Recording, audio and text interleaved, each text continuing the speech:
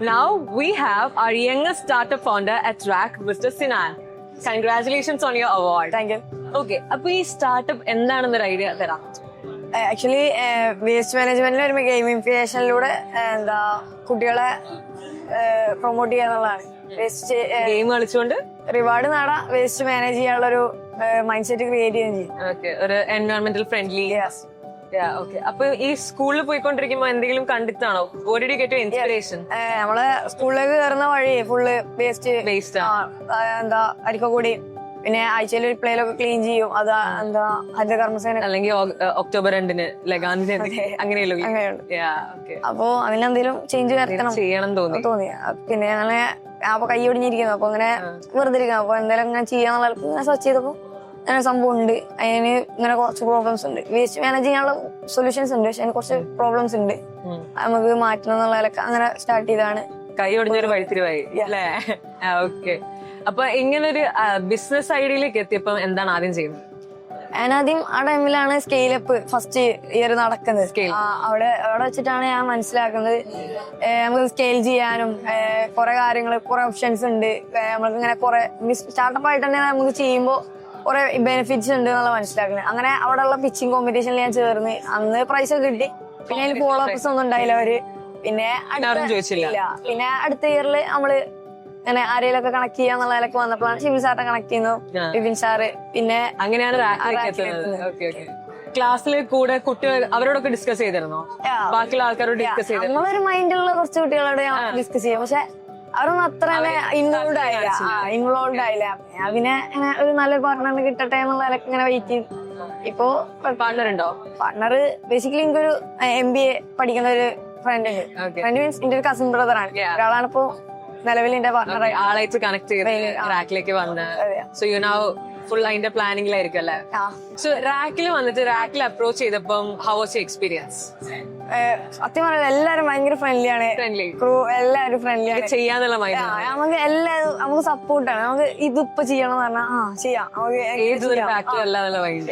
നമുക്കിപ്പോ ഒരു മീറ്റിംഗ് വെക്കണം എന്ന് പറഞ്ഞാൽ ഓക്കെ എന്താണ് ഫാക്ടർ, എന്താണ് മീറ്റിംഗിന്റെ ഇതെന്താണ് എന്നുള്ളതൊക്കെ ചോദിച്ചാൽ നമുക്ക് ഫുൾ സപ്പോർട്ടായിട്ട് അങ്ങനെ ചെയ്യും. സോ നൗ ഇപ്പൊ 10th കഴിഞ്ഞിട്ടേ ഉള്ളൂ അല്ലേ? മീറ്റിംഗ് ആയി, മാർക്കറ്റിംഗ് ആയില്ലേ? ഓക്കെ, സോ എക്സൈറ്റഡ് ആണോ? ഈ ഗെയിമിംഗ് റിവാർഡ് സിസ്റ്റം അതെങ്ങനെയാ? ആക്ച്വലി ഞാൻ അവിടെ പറഞ്ഞ ഓർമ്മ, ഈ ആംസ്റ്റർ കോമ്പാക്ട് പറയുന്ന സംഭവം വന്നപ്പോ എല്ലാരും വെറുതെ കുത്തിക്കൊണ്ടിരുന്നു. അപ്പൊ തന്നെ നമുക്ക് ഈ റിവാർഡ് കിട്ടും എന്നുള്ള ഒരു ഇത് കിട്ടിക്കഴിഞ്ഞാൽ ആൾക്കാർക്ക് മനസ്സിലാക്കി കഴിഞ്ഞാല് അവര് വെറുതെ ഒരു പ്രതീക്ഷയോടെ ചെയ്തോ. ആ ഒരു പ്രതീക്ഷ അതിനെ നമ്മൾ യൂസ് ചെയ്തിട്ട് നമ്മള് വേസ്റ്റ് കുറക്കാൻ. നമ്മളെ ഇന്ത്യയിലെ ഏറ്റവും വലിയ പ്രശ്നമാണ് പോപ്പുലേഷന്റെ അത്ര തന്നെ വേസ്റ്റ്, അതിനേക്കാൾ വേസ്റ്റ് ഉണ്ട്. അത് നമുക്ക് മാനേജ് ചെയ്യാന്നുള്ളത് ഭയങ്കര പ്രശ്നമാണ്. അത് നമ്മള് ചെറിയ പിള്ളേര് നോക്കിട്ട് ഏജ് ആയിട്ടുള്ള എല്ലാരെയും നമ്മൾ ശീലിപ്പിക്കുക എന്നുള്ളതാണ് നമ്മളെ ഇതിലുള്ള ഒരു ശീലാക്കി മാറ്റാൻ. വേസ്റ്റ് മാനേജ്മെന്റ് ശീലാക്കി മാറ്റി. ഇപ്പൊ തന്നെ ഞാന് എവിടെ വേസ്റ്റ് എടുത്താലും എന്റെ പോക്കലുണ്ടാവും. അത് നമുക്ക് ഇനി ഒരു വേസ്റ്റ് ബിന്ന് വേസ്റ്റ് ബിന്ന് അല്ലെങ്കിൽ നമ്മളെ വണ്ടിയിൽ പോയാൽ ഫ്രീ ആക്കും, പോക്കറ്റ് ഫ്രീ ആക്കിയിട്ട് അങ്ങനെ ഇരിക്കും. അപ്പൊ പിന്നെ വീട്ടിൽ പോയിട്ട് പിന്നെ ഹരിത കർമ്മസേനക്കാർക്കോ അല്ലെങ്കിൽ എന്താ അങ്ങനെ വരുമ്പോ കൊടുക്കാൻ എന്തെങ്കിലുമൊക്കെ ചെയ്യും. സോ ഓൺട്രപ്രണർഷിപ്പിന് ഒരു ഏജ് ലിമിറ്റ് ഇല്ലാന്ന് തെളിയിച്ച ആളാണ് Sinan. So Sinan father mother അവരോടൊക്കെ പാരന്റ്സിനോട് പറഞ്ഞപ്പം വാട്ട് വാസ് ദിയർ റിയാക്ഷൻ? അവര് കൺവിൻസ്ഡ് ആയിരുന്നോ? ഇല്ല, ആദ്യം പറഞ്ഞപ്പോ ആ കൈയൊടിഞ്ഞ് നടക്കാനല്ലോ അങ്ങനെ ഫ്രീ ആയിട്ട്.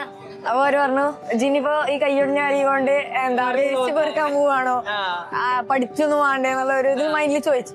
അപ്പൊ ഉമ്മാക്ക് വലിയൊരു ഐഡിയ ഒന്നും ഇല്ല അതിന്റെ മാർക്കറ്റ് വാല്യൂ എന്താണ്, മാർക്കറ്റിലെ എന്തൊക്കെ അതുണ്ട് എന്നുള്ളതൊന്നും അറിയില്ല. പിന്നീട് അങ്ങനെ വാപ്പാണ്ട് പറഞ്ഞു, അപ്പൊ കുറച്ചൊക്കെ ഫ്രണ്ട്ലി കാര്യങ്ങൾ പറഞ്ഞത്.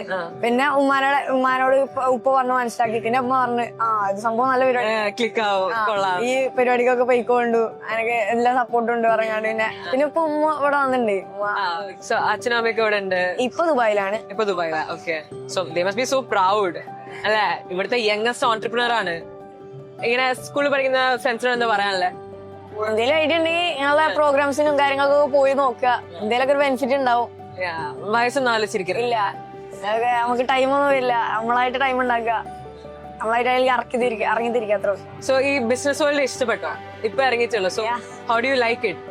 ഈ 2 years എനിക്ക് വേറെ വേൾഡില് എന്താ ഗെയിം ഉണ്ട്, കാര്യങ്ങളൊക്കെ ഉണ്ട്. അതിനേക്കാളൊക്കെ ഇൻട്രസ്റ്റിംഗ് ആണ് ബിസിനസ് സ്റ്റാർട്ടപ്പ്. ഇതിലാണ് ഏറ്റവും കൂടുതൽ ഇൻട്രസ്റ്റ്. ഓക്കെ, ഫേവറേറ്റ് ഗെയിം ഏതാ? ആണല്ലേ? എല്ലാം കളിക്കും. എല്ലാം കളിക്കും. സോ ഒരു കോൺസ്റ്റന്റ് ഗെയിമർ ആണോ? വെറുതെ കളിക്കും, ടൈം ഉണ്ടാകുമ്പോൾ കളിക്കും. സോ ഈ ആൾക്കാർ ഇങ്ങനെ എന്തെങ്കിലും കിട്ടിയാൽ ചെയ്യും എന്നുള്ളൊരു മൈൻഡ് വെച്ചിട്ടായിരിക്കും ഗെയിമിലേക്ക് എത്തിയത്, ഒരു ഗെയിം മോഡിലേക്ക് ഒരുപാട് കിട്ടിയാൽ? അല്ല, നമ്മളിപ്പോ കോൺസ്റ്റന്റ് ആയിട്ട് നമ്മൾ കൊടുത്തു തുടങ്ങുമ്പോ ആൾക്കാർക്ക് മനസ്സിലാവും അത് കിട്ടും, ഉറപ്പാണ്, ഷുവർ ആണെന്നുള്ള മനസ്സിലാവുമ്പോ പിന്നെ ആൾക്കാർ ഷുവർ വരുമല്ലോ. മെല്ലെ മെല്ലെ നമ്മൾ തന്നെ അത് മാനിപ്പുലേറ്റ് ചെയ്ത ഒരു ശീലാക്കും. It's a great initiative. So congrats on your achievements. ഇനിയും കുറെ നല്ല ഐഡിയാസ് വരട്ടെ. കൺഗ്രാറ്റ്സ്. Thank U.